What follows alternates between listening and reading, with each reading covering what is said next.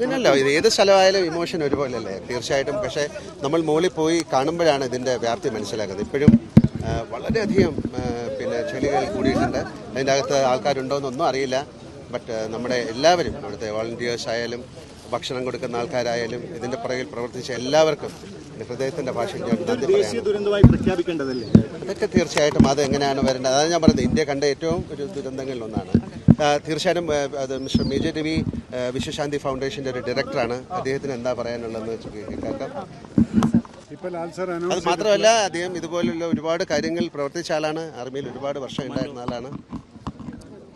വിശ്വശാന്തി ഫൗണ്ടേഷൻ്റെ managing director എന്ന രീതിയിൽ അദ്ദേഹം അനൗൺസ് ചെയ്തിട്ടുള്ള ഈ 3 കോടി എന്ന് പറയുന്നത്, ഇത് വളരെയധികം മനുഷ്യസ്നേഹികളായിട്ടുള്ള കുറേ ആളുകൾ ഞങ്ങളുടെ വിശ്വശാന്തിയിലോട്ട് ഒരുപാട് പേര് അതിലേക്ക് തയ്യാറായിട്ടുണ്ട്.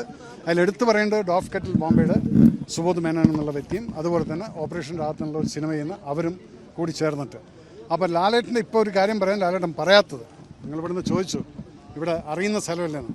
ഇപ്പോൾ അവിടെ നോക്കിക്കൊണ്ടിരിക്കുന്ന സമയത്ത് ആ മുണ്ടക്കൈയിൽ സ്കൂൾ കണ്ടപ്പം എന്നെ നോക്കിയിട്ടൊന്ന് കണ്ണ് നിറയുന്നത് ഞാൻ കണ്ടു.